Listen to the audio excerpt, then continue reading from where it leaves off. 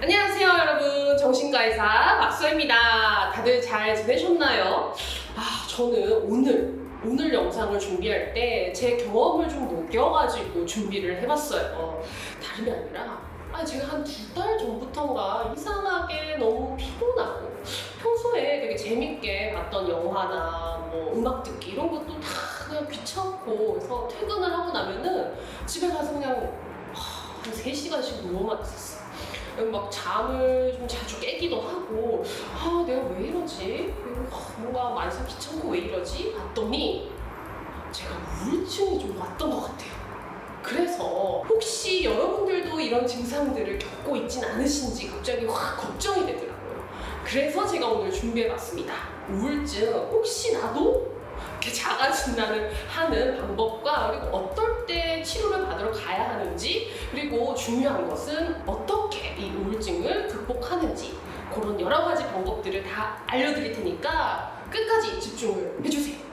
자 여러분, 그런데 생각해보면 사람이면 누구나 다 우울할 때도 있고 또 즐거울 때도 있는 거고, 뭐 감정의 기복이라는 게 있기 마련이에요. 그런데 어떨 때 도대체 이 우울증을 진단받고 또 치료를 받아야 하는 건지가 다들 궁금하실 것 같아요. 그래서 우리 집에서 간단하게 혼자서 해볼 수 있는 자가 체크법을 가지고 왔으니까요, 저랑 같이 한번 체크를 해봅시다. 자, 지금 바로 해보는 거예요. 여러분, 제가 오늘 가지고 온 도구는 바로 PHQ-9이라고 하는 Patient Health Questionnaire 9이라고 하는 도구예요. 먼저 지난 2주 동안이에요. 지난 2주 동안 자주 이런 일이 있었는지, 얼마나 자주 있었는지를 한번 확인을 해보면 되는데, 첫 번째, 기분이 좀 이상하게 가라앉거나 좀 막 재미있었던 것들이 좀 다 재미도 없고 희망이 없다고 느껴졌다. 이게 아예 없었으면은 0점, 그다음에 2일 이상 있었으면 1점, 그리고 일주일 이상 그랬다 이러면은 2점, 그다음에 거의 매일 그랬다 이러면은 3점이에요. 그리고 2번, 평소 저 같은 경우에는 이제 강아지랑 산책하는 것도 좋아하고, 아까 왜 영화 보는 거, 뭐 음악 듣는 거 이런 거 되게 좋아한다고 했는데, 그런 것들이 재밌었던 게 좀 흥미가 없어지고 막 관심이 없어지고 똑같은 거라도 즐겁지가 않다. 이런 분들 체크해 보시고요. 그다음에 잠들기가 어렵거나 뭐 혹은 반대로 너무 많이 잠이 와서 자도 피곤함이 계속 된다 이러면은 또 체크를 해주세요. 자, 그 다음에 평소에 정말 입맛도 돌고 잘 먹던 사람이 별로 입맛이 없어, 뭐 씹어도 그냥 모래 씹는 것 같고 별로 맛있는 것도 없다, 이렇게 식욕이 줄었다든지, 반대로 막 먹어도 막 채워지지 않는 허기 때문에 막 초콜릿도 먹고 막 치킨도 먹고 막 이렇게 오히려 식탐이 많이 늘었다, 이런 분들 얼마나 그랬는지 체크해 보시고요. 그 다음에는 저 같은 경우에는 그랬어요. 이게 막 일을 제가 원래 굉장히 빨리빨리 처리를 하는 편인데, 이상하게 막 일도 느려지고 옆에서 좀 걱정할 정도로 행동이나 말이나 이런 것들이 좀 느려지기도 하더라고요. 반대로 어떤 분들은 가만히 못 있어. 이렇게 막 안절부절 막 초조해하는 그런 증상이 있다면은 또 체크를 한번 해보세요. 자, 그 다음에 제가 아까 그랬죠. 퇴근하고 나서 막 2-3시간 동안 뭐 아무것도 못하겠고 피곤해가지고 늘어져 있었다. 평소보다 기운이 막 없거나 피곤함을 많이 느낀다. 이런 분들도 체크해보시고, 그 다음에는 이런 것도 있어요, 여러분들. 아니 뭐 사소한 건데도 그래, 내가 그렇지 뭐 다 내 탓이야, 이런 식으로 내가 다 잘못했다고 느낀다든지, 아니면 굳이 그럴 필요 없는데도 막 과도하게 막 죄책감을 느낀다든지, 아니면은 나는 이미 끝났어, 내 인생 망했어, 막 이렇게 내 인생의 막 실패자다, 막 이런 식으로 생각을 하진 않는지, 그런 것도 확인을 해보시고요. 그리고 이제 또 하나 있습니다.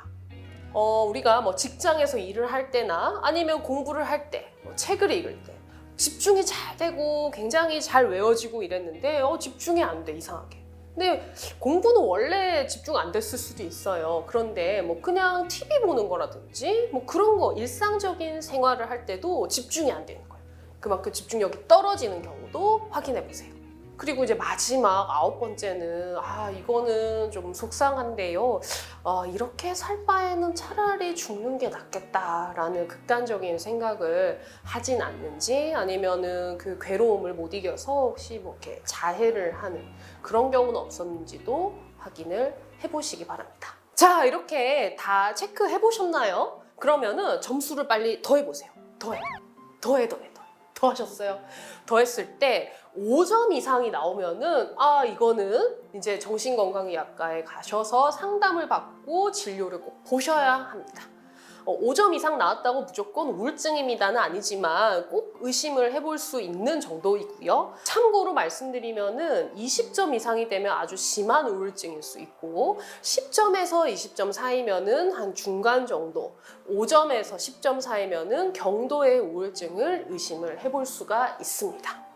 자, 그랬을 때 지금 내가 우울증이라고? 막 이렇게 해서 놀라시는 분도 분명히 계실 거고, 생각보다 점수가 너무 높게 나와서 이거는 안 낫는 거 아니야? 나 너무 심한 거 아니야? 이렇게 또 좌절감을 느끼시는 분도 있을 수 있어요. 그렇지 않습니다. 우울 정도가 심하다고 해서요, 잘 낫지 않는 건 절대 아니에요. 다만 빨리 진료를 보고 도움의 손길을 요청하시라는 거죠. 나만의 얘기가 아니라는 거예요. 내가 너무 무능력한가? 내가 너무 나약한가? 나만 이렇게 우울증이 오는 건가? 이렇게 생각하지 마세요. 누구나 다 겪을 수 있고요. 저도 겪었잖아요. 또 극복해낼 수 있습니다. 자, 그러면 과연 이 우울증의 치료 방법은 어떤 게 있을까요? 가장 중요한 것은 사실 약물 치료예요. 어떤 약물들을 치료하느냐? 일단 항우울제 계열을 주되게 쓰는데요. 이것도 말씀드리자면은 복잡한데 SSRI도 있고 뭐 SNRI도 있고 TCA 계열도 있고 SRI도 있고 NRI. 선생님 무슨 뭐 암호 뭐 얘기하세요?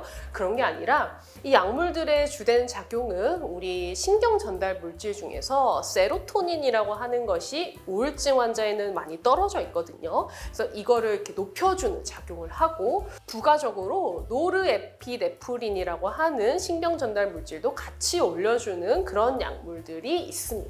아직까지도 이제 이런 정신과 약을 먹으면 너무 막 졸리고 독한 거 아닌가요? 이렇게 걱정하시는 분들이 많이 계세요. 그렇지 않고요. 이렇게 다양하고 효과적인 약물들이 있다는 걸 아시고 나한테 맞춰서 약을 처방받으면 됩니다.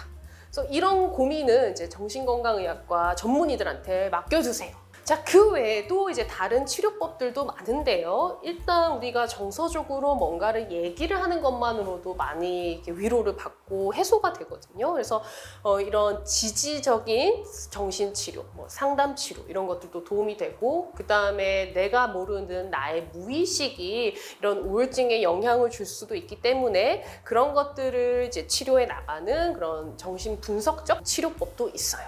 그 외에도 이제 나의 잘못된 생각 같은 거, 아까 뭐 과도한 죄책감, 난 실패자야, 이런 것들을 바로잡는 인지행동 치료도 도움이 되고, 미술 치료도 있고 음악 치료도 있고 다양합니다. 게다가 반복적으로 이제 자기장을 머리에다 이렇게 뚜뚜뚜뚜 자극을 주는 그런 반복적 경두계 자기자극술이라고 하는 것도 있어요. 그럼 선생님 병원에 가서 진료받는 거 외에 우리가 쉽게 일상생활에서 예방과 치료를 위해서 해볼 수 있는 건 없나요? 없어요. 무조건 진료 보세요. 뻥이고요. 있습니다. 있어요. 제가 하나하나 다 알려드릴게요. 두둥. 제때 잘 먹고 제때 잘 자야 돼요. 뭔 소리냐, 이건 나도 알겠다, 이런 얘기 분명 생각하셨죠?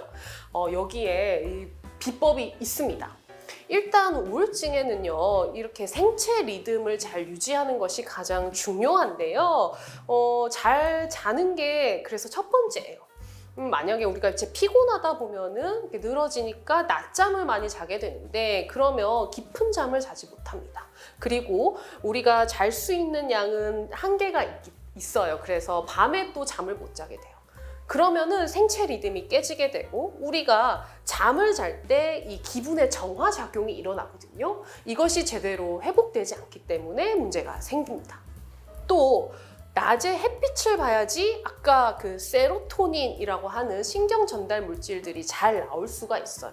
낮에 자버리고 밤에 깨면은 햇빛을 보지 못해서 그런 것들이 생기지가 않습니다.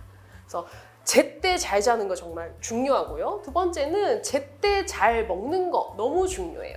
이 규칙적인 식사하는 게 우리 생체 리듬을 유지하는데 가장 중요한 조건이거든요. 그래서 아침, 점심, 저녁 이렇게 규칙적인 식사를 하시고 잘 먹어야 됩니다.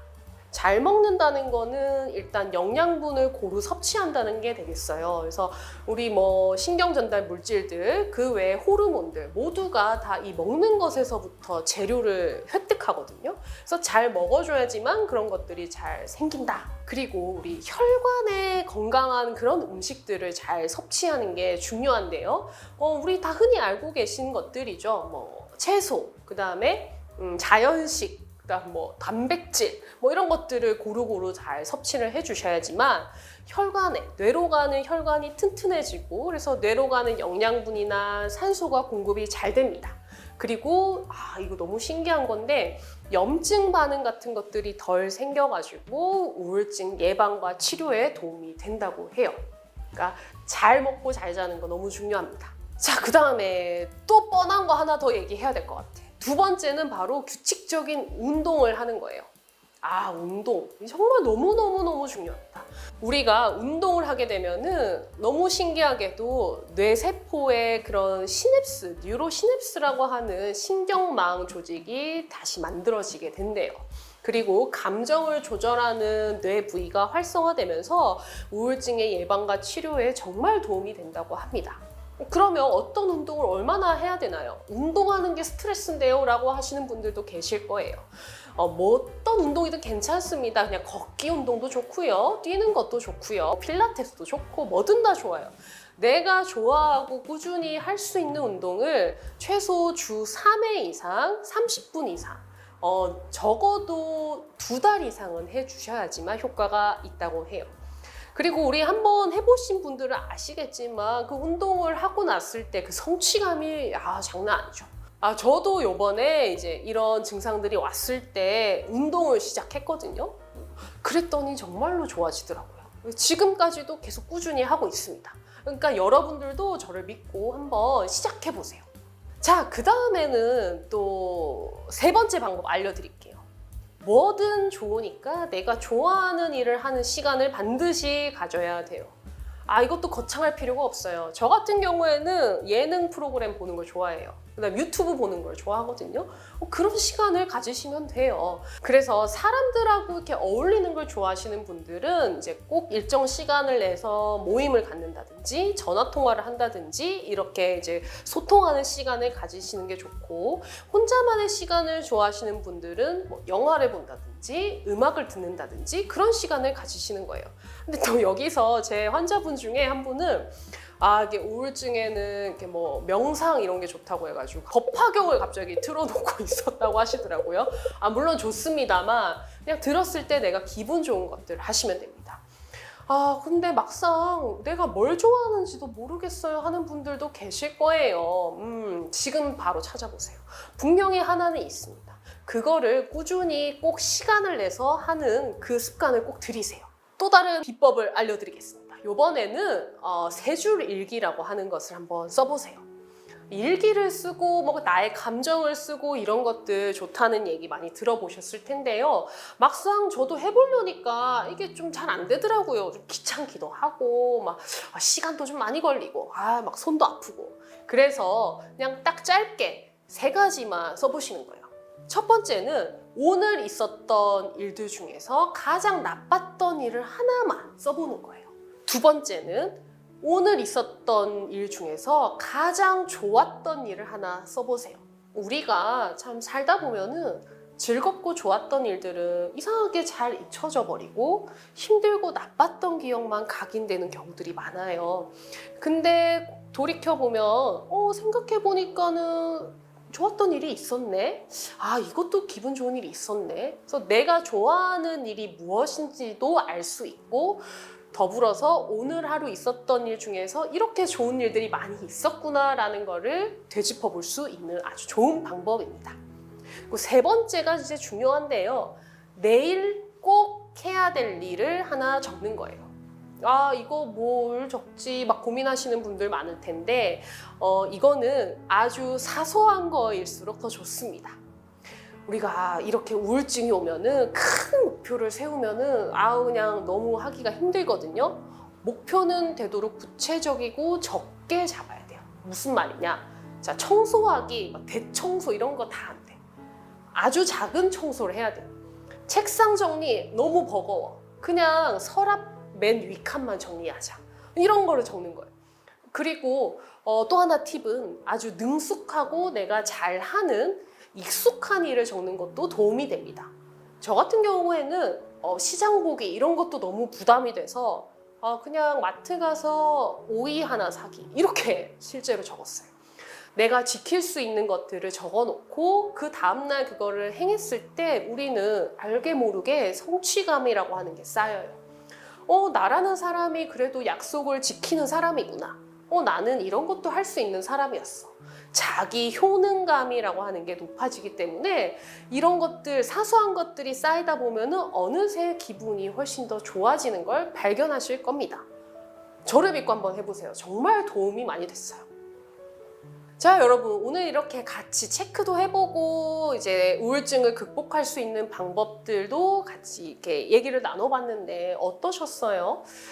생각보다 많이 해당되는구나. 생각보다 내가 심각한가? 이렇게 생각하시는 분들도 많으실 건데요. 다 극복하실 수 있습니다.